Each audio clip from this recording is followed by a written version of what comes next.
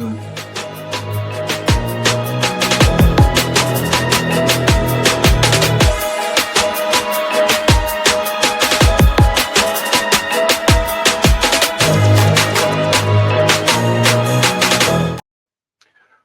guys, to the Jackman Show.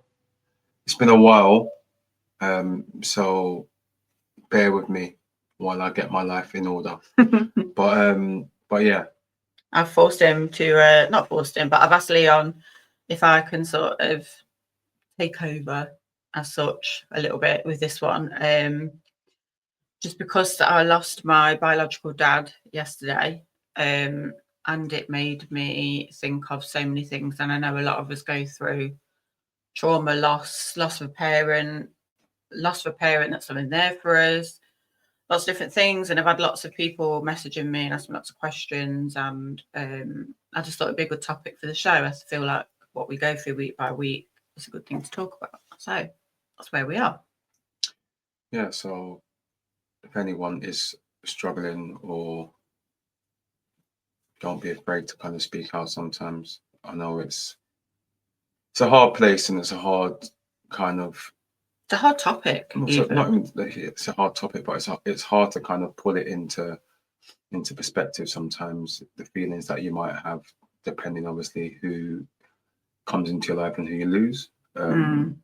Obviously with yourself, obviously it's been tough because you're in a place where, so for example, you can end up feeling guilty for the feelings that you have for someone who's not actually been a prominent part of your life. Yeah, it's very strange. It's really strange. My mum left my biological dad when I was 2, or just before, and then my stepdad, who I call dad, I don't even like calling him stepdad, raised me, and I am who I am today because of him. And then my biological dad has sort of been in and out of my life, more out than in. I didn't meet him until I was 16, which was weird. And then when I met him, it was just really awkward. And my mum was still alive, so we sort of like all went to the pub, and my mum made it about her. And I think that was awkward for my dad and for myself. But when he went, it was all a bit weird for me, and I just got on with life like it hadn't sort of happened. But we exchanged numbers, and there was a couple of text messages and things, and yeah, I sort of saw him on and off in my 20s, because we got together when I was 29. Yeah, so maybe and I had met that pub, innit? Yeah, in London with my brother. And then it just sort of like I would like see him more in my 20s. I perhaps go and stay there the odd time, and try and sort of fit into, because I've got 3 brothers, obviously younger than me. And he seemed to be this great dad to my 3 brothers, which is fine. But I can't understand as a parent myself that you could have a child and just get on with your life. So let's remember, I didn't see him until I was 16. So my core years, he just wasn't there. And my dad was there, my stepdad. But there was always a bit of confusion inside of me. And I always felt like maybe my real dad didn't love me, or my mum had a really traumatic relationship with my mum. And sometimes I wonder if she didn't maybe love me as much, or there was a resentment in her because I look like my biological dad. And then she's formed this new marriage and new relationship, and they've had a baby. And I always sort of felt in the way. Not all the time, but some of the time. I was the only one that would get smacked. I was the only one that would really get told off. But that was my mum that treated me like that, not my dad. But it was always there. And I'm a bit of a people pleaser, so I would not ask questions because I didn't want to upset anybody. So I just sort of went through life with this weight on my shoulders that I never expressed or spoken about. And I feel like a lot of us are carrying not a lot of trauma, but some trauma. We all do. We all have this. We've gone through things. And it's made me really recognize the fact that some of the mistakes that I've made in my life, or some of the weird choices that I've made, or maybe outbursts, or sometimes if I felt left out by my friends, I'd really like section myself away because I thought, well, you're not good enough anyway. And that's why my dad didn't try and get back in my life. And that's why my mum treated me so badly. And we can go through your life really broken and just take that out on everybody else and make that as an excuse. And it is an excuse and it is a reason. But I think the most important thing that I could say to anybody is the way people treat you or me is their choice.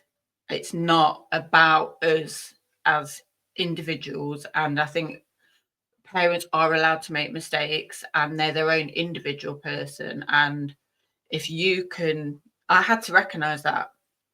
I had to recognize that in my 30s after I'd had Dylan, and I went through a really bad time, didn't I? On and off, because I lost my mum and I was really angry. So, my God, how could you treat me so badly as a child? And just like I was just defenseless, really, in this world as a young girl. Luckily, I had a lot of friends and good people around me, and a strong mind, which I didn't recognise until sort of later on how strong my mind actually was. But for my own healing, I've had to think, well, she is an individual woman and she's gone through her own trauma and her own whatever, which has led her to not be a great mum or in some aspects a nice person.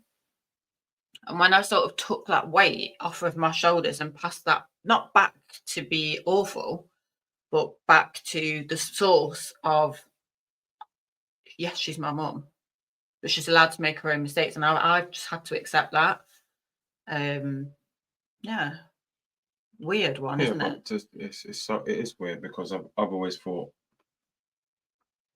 your dad's not been in your life, but he's still around. but I know obviously the way my heart's set up is that if my dad was to pass, it's not for me while I would feel like in a state of mourning. I would feel that because my nan has lost her son, or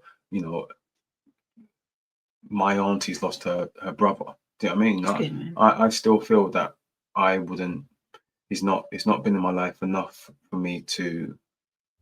And I know I can understand what you say in terms of understanding people's different perspectives and stuff, but at the same time, I'm a bigger person to say, yeah, you know what, do your thing. I don't need you. I can completely sort of understand what Leon's saying, and we are allowed to feel those feelings. I'm not going to say we're not. And I believe that, and I might be wrong, and who knows, but I believe when the time comes, if your dad does pass on, I think, because we've been together so long, I think it will make you just love your mum even more, if that's even possible. Oh, no, to be fair, that's the first thing that's happened to me. A lot of the times your mum is amazing. So I even mentioned mum today just to say that I love her, because it's not, you realise that you take things for granted when they're here, and then when they're not here, you haven't got the chance to say those little things. Yeah. Send that little message or little phone call or whatever. So, but yeah, I don't need to be reminded about how amazing my mum is. But yeah, once again, I feel that it will be more a case of my nan's lost her son, and I know how obviously it doesn't really matter what's happened. That's her baby boy, right? So, just as similar to obviously you hearing your brother being upset and on the phone crying about it, that probably made you feel even. If your brother was okay on the phone at that time, I'm not saying you wouldn't have still had the same feelings, but it enhanced those feelings to you because you care for someone. You've got empathy and you hear that, and then it brings it on to you and stuff. So it's difficult. Oh, it's just a weird one. But I think yesterday, I mean, Leon will tell you, and some people that are close in my life will know that I was very upset. I was very tearful yesterday, and I was all over the place, in my head, in my heart. And I just stayed in my dressing gown, and I thought, do you know what? It's like my soul just said, just not today. Leon gave me that space. He gave me the love and the care, and I was able to just sort of rest. And then I've got up today, and I've lost a lot of people in my life. A lot. It's been awful, the amount of people that I've lost. But today, like, I was getting all these messages, and my family tried to call me, and you think, do you know what? You see who your people are in these moments, and it reminds you that you need to sometimes ring, message, hey up, how are you? How you doing? I am somebody that reaches out, but even I sometimes just get so caught up in work, like we all do. You know, we're trying to pay bills, we're trying to sort of maintain a normal life. And I sometimes will think, oh, I just need to message so and so or ring that person, or I'll do. And then a week goes by and I've not done it. And I think, and I'm not suggesting that I should have called my dad. I feel like that relationship, thanks to Leon, was where it should be. My dad called me a few months ago. And he was a bit upset, wasn't it, on voicemail? I remember I said, oh God, he sent me this voicemail, and I could hear he was a bit upset. So I called him, and he was obviously a bit sorrowful, and oh, I don't think I've done enough for you. And I just had to stop him and say, don't hold that in. I have had a good life. My life is my life, and it's gone the way that it was supposed to have gone, and it's gone that way because it's gone that way. I feel like it was good for him to hear that, to sort of feel at peace within himself. And it was good for me to say that, because I felt a lot of guilt having my stepdad, my dad, raise me, because when my biological dad sort of come into the picture, it's made me feel a bit sort of guilty. Or he would say, well, he would actually say, well, I'm your dad. And I think, well, you're not though, are you? But I never said it.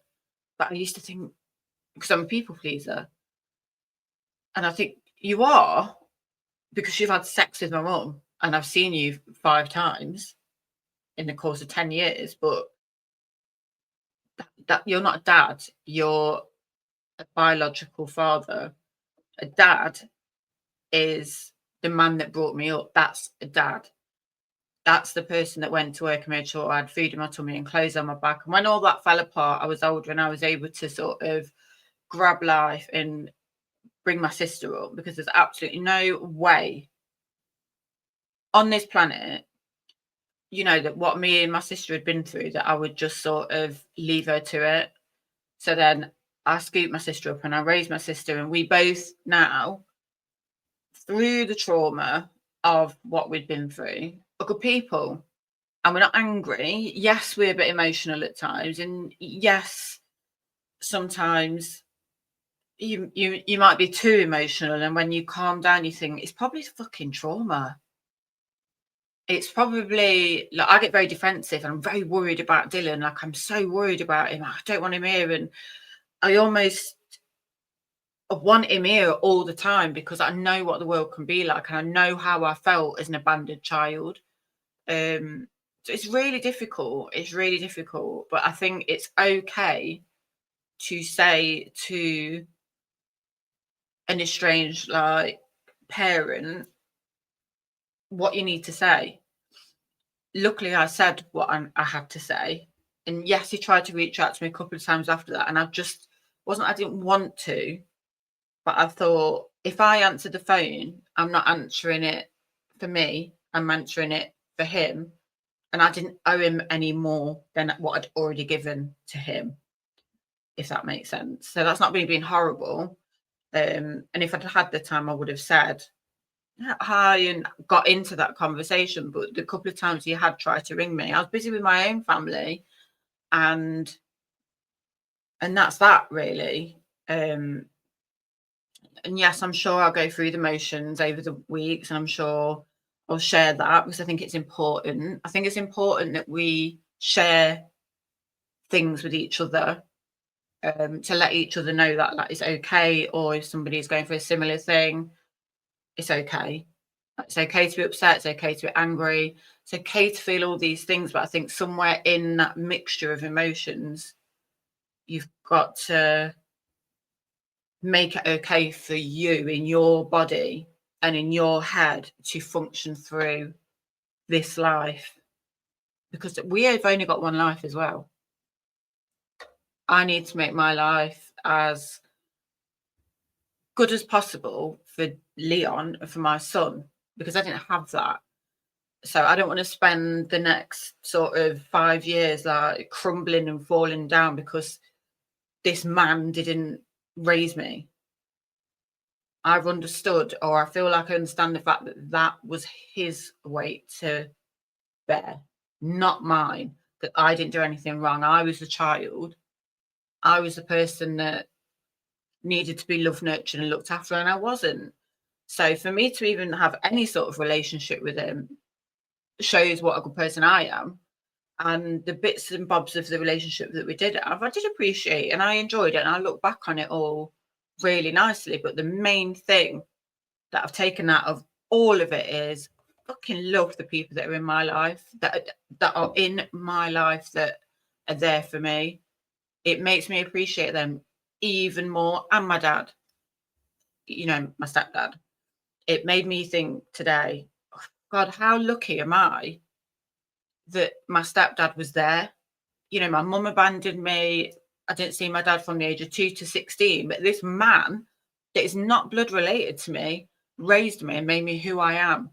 So sometimes it is the people that show up that we just have to put our energy into, not the people that didn't and let us down.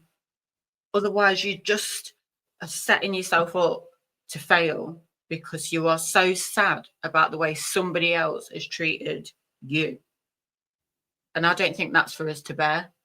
I think we just have to break that cycle and just love ourselves and the people in our life, because this is our life as well.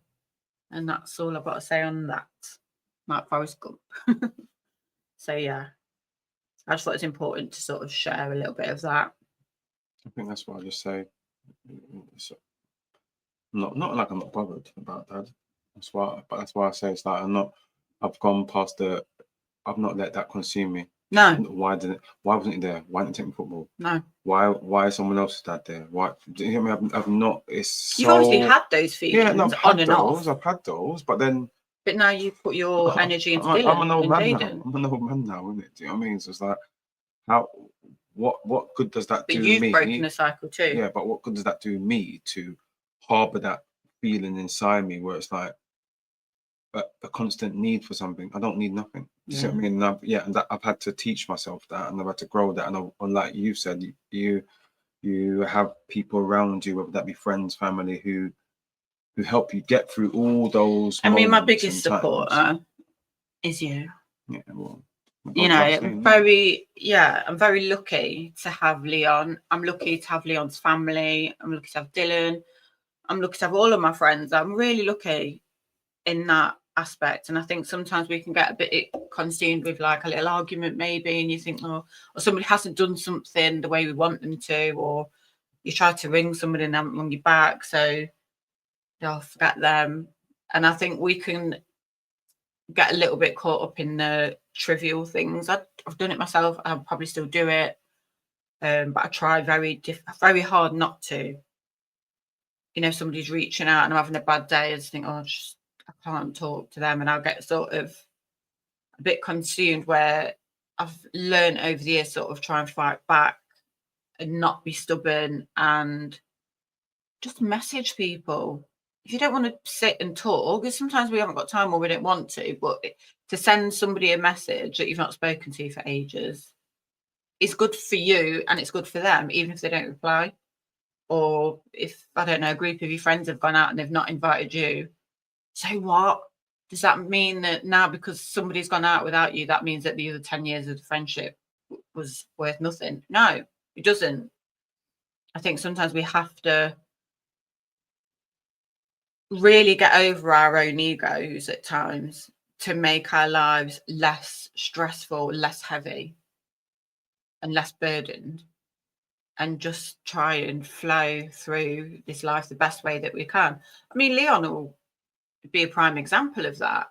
You know, being on this TV show, and then you expect to be close to people, and then the people that you expect to be close to, you're not. But then the people that you didn't expect to are like your family now, and they are the people. Not that other people don't matter, they do, and everyone cares about everybody. But you really will think, I love that person and appreciate that person or people.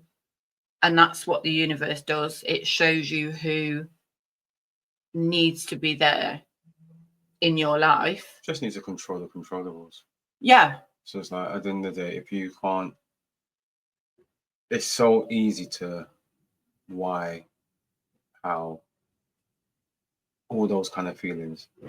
But to do something, to act on something, to control what is within your realm to control. Yeah. And then sometimes it's easier said than done to kind of, you know, to dismiss a feeling, or once again going back to your dad, or going back to my dad, or why wasn't he there, or what does that do for you? What does it do for you? But it's good to work through it in your head. But that is a process. I'm not saying that I just woke up and I thought, I don't care. No, it was a massive process. It wasn't. It took me a year. I'm 48. But it's like, what I mean by that is like, do you possess the ability to make yourself happy? Yeah. Do you have the people around you to make yourself happy? Yes, but don't forget they're there. Do you know what I mean? So it's like, those are the little things. Does it matter that someone hasn't phoned you then? No. Does it matter that you've... Do you know what I mean? Yeah. Little things. And I think it's also really important to remember that the people that you expect to hear from you might not. They're going through their own shit. They might not even be telling anyone what they're going through. They could be going through a bad relationship, shit that I'm going through. Like we spoke earlier on. I've got so many friends back home in London. I don't need to speak to these people every day. No. Sometimes I haven't spoken to them. When we went to London recently, I'm not seeing some of these people for years. And when I say years, I'm talking about 15, 20 years. Nothing's changed when I've seen these people. Like, oh my God, it's that love is there. Yeah, so it doesn't always mean that because you don't hear from someone, that's not how it works in my book anyway. No, but you've always been quite good like that. Like, I will show love to who show love to me. And even if you haven't got love for me in that sense, I can't be bothered. There's times when in the past, like Jodie's like said to me, like, sometimes, you know, in life you get a bad vibe about some people. That happens, isn't it? And sometimes you're like, I don't even know how you even speak to that person or like that. I'm just like... But that's helped me. My heart's big, isn't it? But that's helped me accept people for who they are. Not that I'm not a nice person, I'm a nice person. But if I don't get a good vibe, I probably won't really. But you've not had a good vibe. And you've brought the best out of this person, which has made me think, oh, okay. So when people are a bit shitty to me, I think, that's okay. Because you've taught me that. Yeah, because you could even... That's a big thing. Yeah, but it's like, it's not necessarily about how much you invest in someone, because some, like you said, some people go through different things. But just because I might not like, someone might not fit exactly how you want into the box that I would normally have, doesn't mean that I have to totally just... No. You see what I mean? So there's levels and there's different bits that I will give out to people, but some people just zero tolerance. So it's like, if I don't like that type of person, I'm done with it. It's very rare that you do that. I can still it's very rare. And this is where sometimes it is at my detriment, because then at the same time, I mentioned this to someone the other day at work, like, my 100% is a lot more than, I would say that's higher than a lot of people's 100% in terms of my attitude, my focus, on my energy that I put out, right? So as soon as that drops down a little bit, let's say once again, everyone goes through different things. So I'm not feeling great.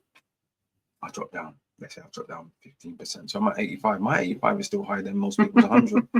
But then what happens is that because I'm so up there and it's the smiley, hi guy, whatever, humble guy, people instantly sometimes say, "You're right," and it's like it's horrible because it's like I'm fine, but I'm not fine because everyone goes through different things where it's like you've had a bad morning or whatever it is, but now I've got to justify not being 100% holding everybody else up, even though I'm probably more than the person who's asking me that.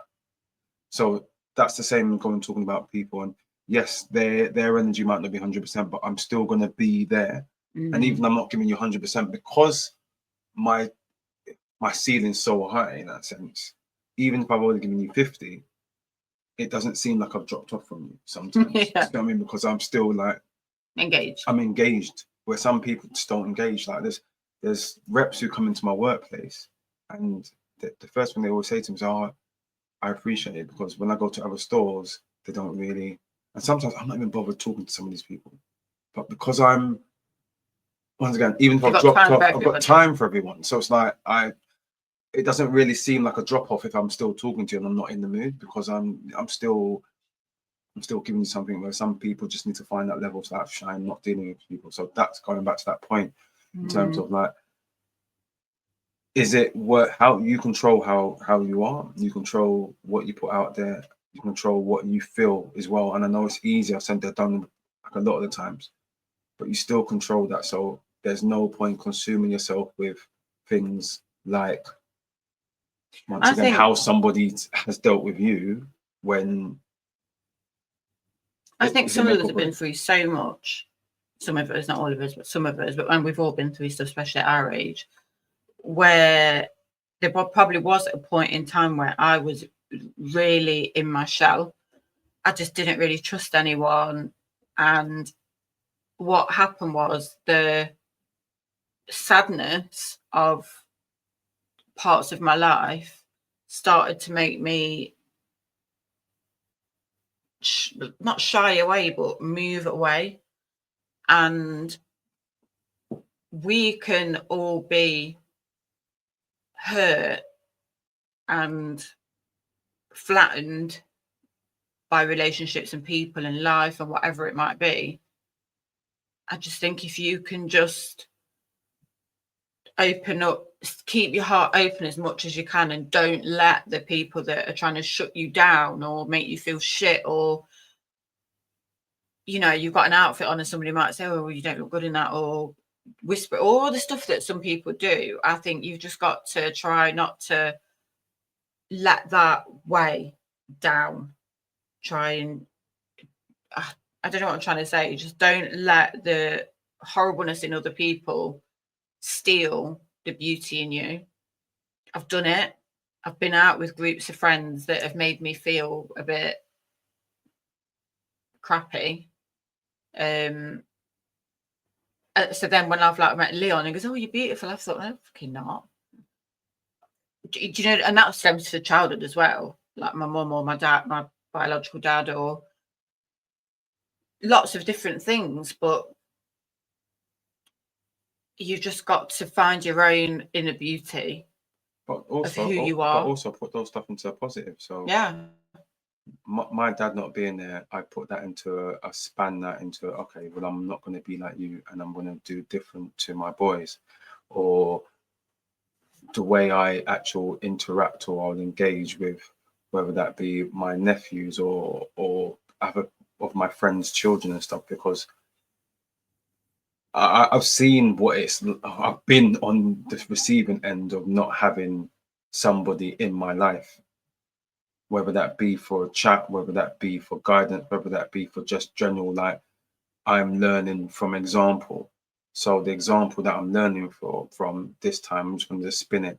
Yeah. So yes, the example hasn't been efficiently in my life, step by step, and telling me the do's and the don'ts and birds and the bees and all that kind of stuff that I should have got from that person, which I've had to learn just through general life and learning, friends and TV, family, bloody friends, dads, and all these kind of things that you just learn from just living life. I should have learned that from my father.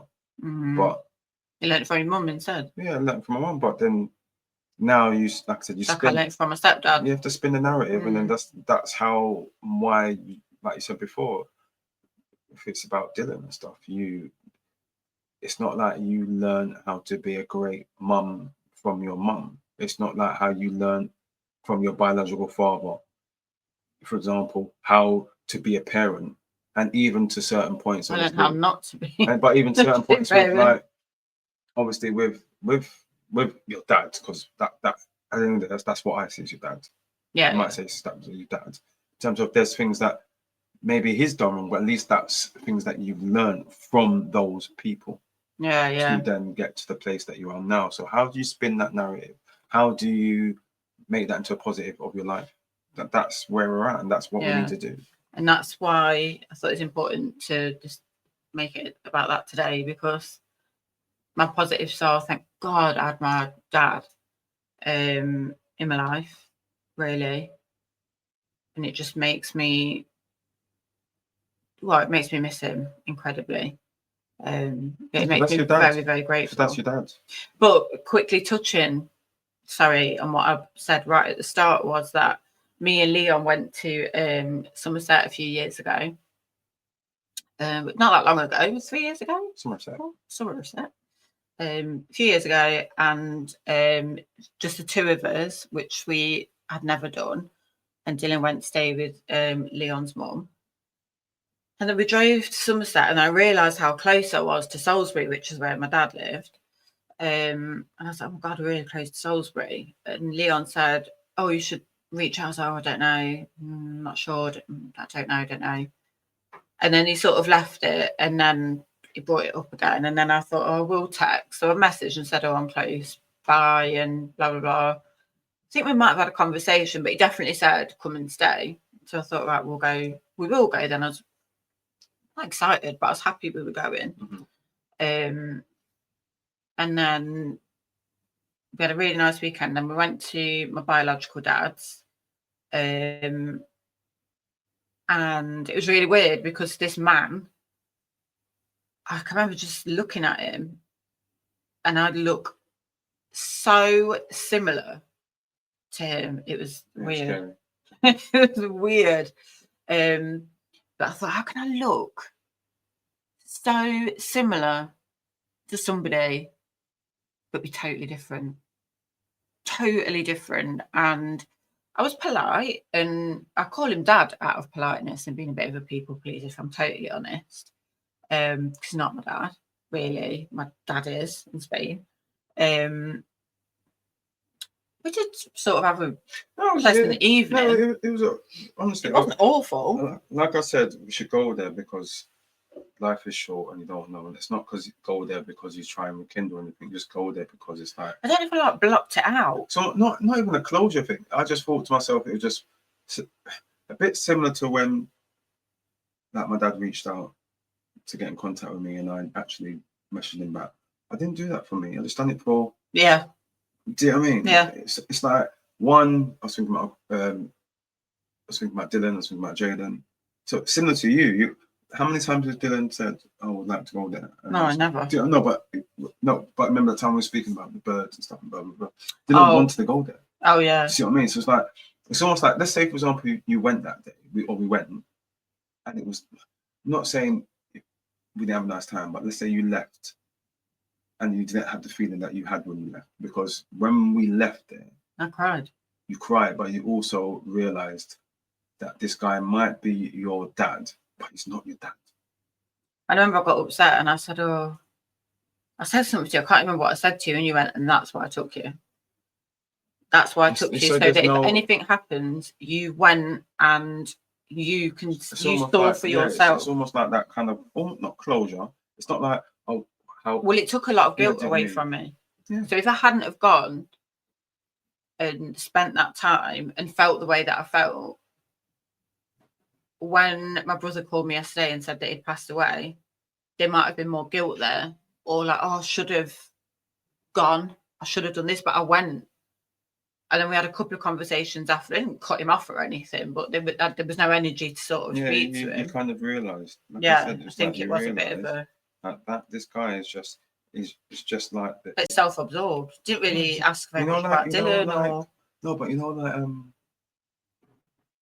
I can't think of what other film it is. He's just the carrier. He's just he's he provided the seed. It's not your dad. No.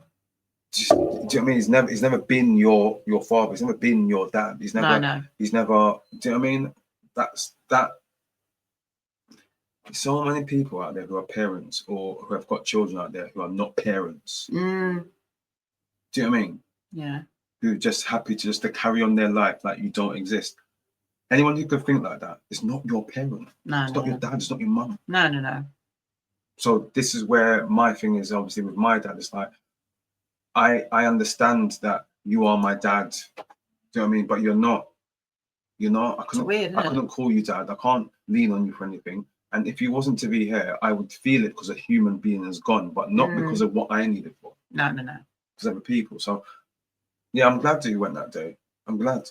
And I think if anybody's going through a similar thing where their parent perhaps is still alive and they're a bit like, oh, you know, sometimes you make the call or send the message and get that bit of closure that you need for you, so that when they are not here, you've had a conversation or you've said, and I don't mean ring a parent and go, oh, you arsehole, because we could all do that. I'm glad I didn't. I'm glad that I was gracious in my conversation, and before I wouldn't have said to him, well, you don't worry about not being there for me because my dad was there for me. And I said that, and I would never have said that before because that made me feel guilty. I didn't want him to feel. No, but it's even that, once again, pleasing people and having that's you being nice. There's a lot of people who be like, you've never burdened them with the question, why weren't you there for me?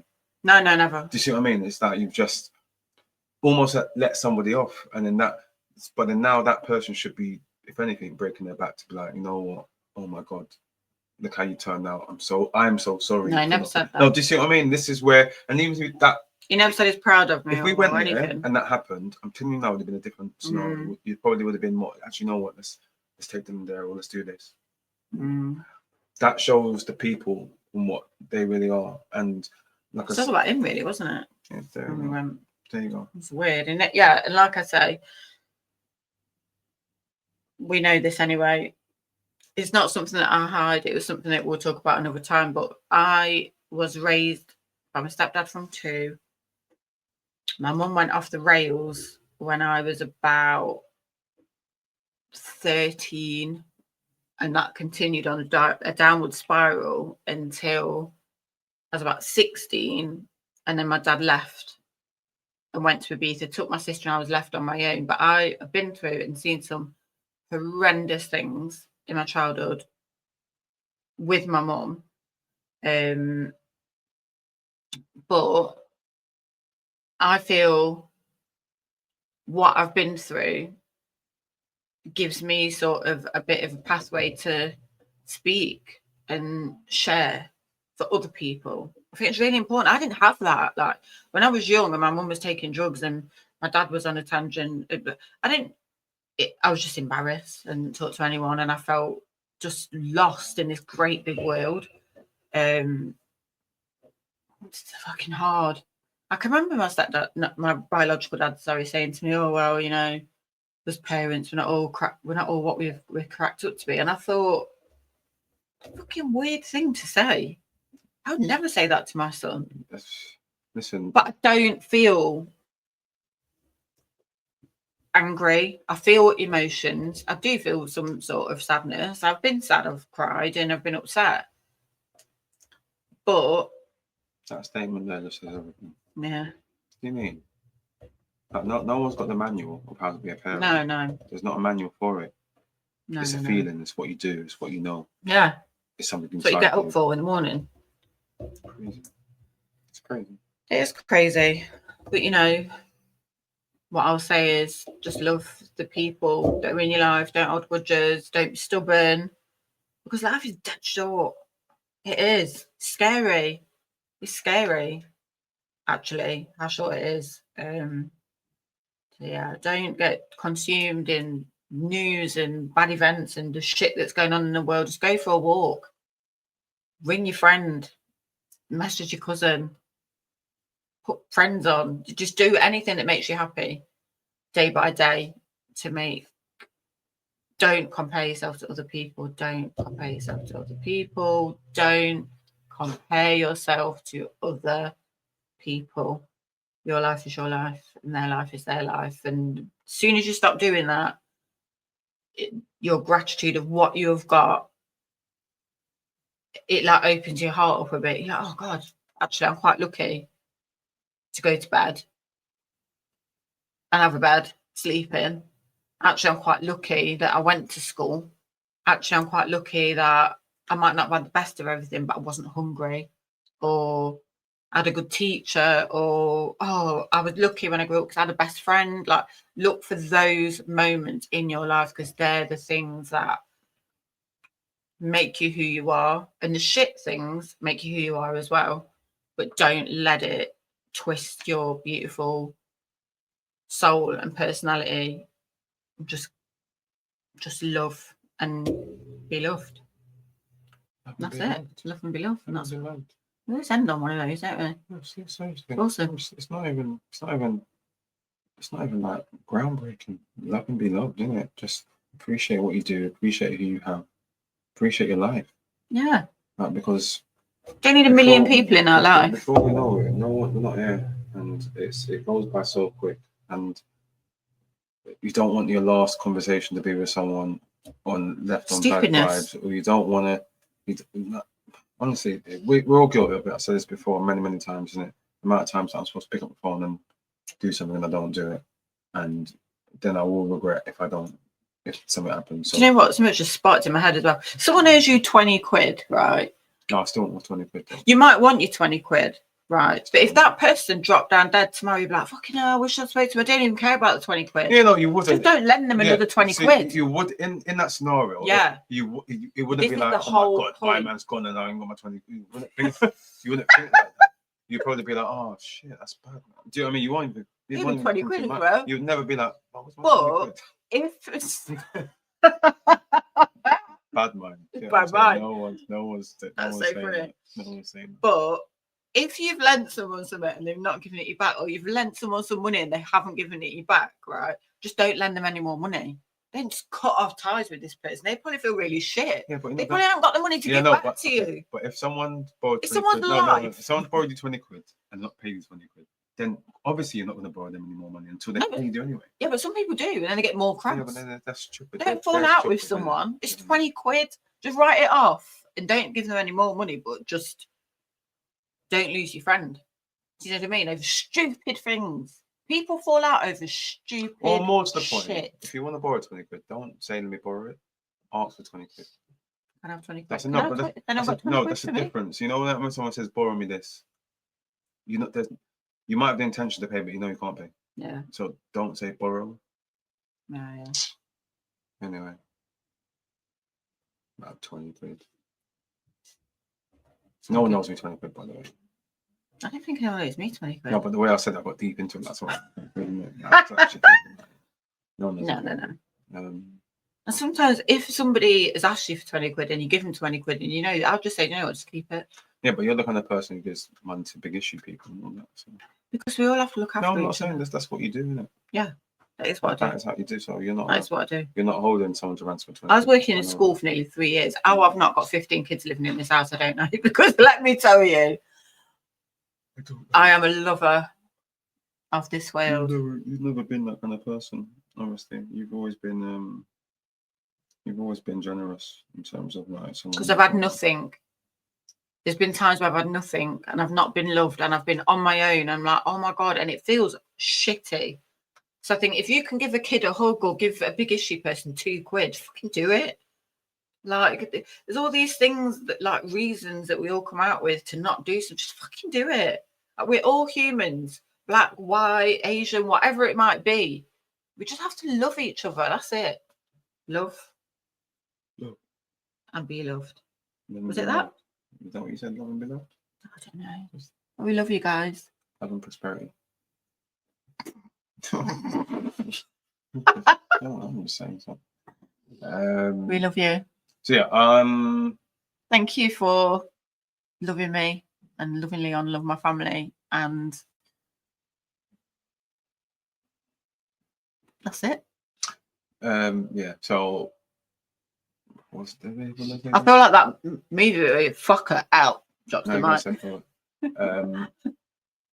Like, follow, subscribe. Obviously, they have the Instagram at the Jackman Show. Leon Jackman. Jodie. Jodie Jackman. Wherever you are. I am. No, I don't think. Is it Jodie Jackman? I don't know. Just love me. I love you back. And yeah, just stay tuned. I've been lazy. I've decided I'm going to do a bit of more for my own journey to talk. No, but even then, sometimes you know what these, not even that. These things are. You know what these things are? What? They're just like almost like therapy sessions. Therapy. You just put stuff out there, and then sometimes it's better to come off your chest and just. I'm not saying you can't talk to me because you talk to me every day, and it's just sometimes just nice to kind of bounce that out. You know, it's out there. If someone can relate to it, then someone can say, "Actually, you know what? That feels normal." I feel like whatever we go through the week, we'll round up on a Sunday. It feels normal. But like the other week, we watched a Charlie Sheen thing, and it really touched me. So I could have probably talked about that, or I don't know. This week it's been my dad, and then next week something else. So we'll try and put some stuff more every week in the atmosphere, in the ethos. But we love you. Love us back. So yeah, like, comment, subscribe. Stay tuned. Tell me what you want to hear. Tell me if you want to. Can we have a bit more enthusiasm? Like, comment. No, sorry. You know what it was? I'm just starting to think about that guy that was in 20 quid. No, I'm joking. No, yeah. No, seriously. Like, comment, subscribe, all that good stuff. We're going to come out with more stuff soon. See you next Sunday. I'm going to try and be more consistent. If he doesn't, I'll do it on my own every Sunday. No, because I need. Even saying that, not even that. I just need to be more consistent anyway. Forget. Like, I'm not even talking about having you sitting there. I'm talking about I just need to just boom. Boom, boom. Do you see what I mean? Just do stuff every day. Right, we're waffling on now. So love you guys. I'm doing stuff every day. I don't know. Just do it I tell him all the time. Every day. I tell him all the time. But anyway, yeah.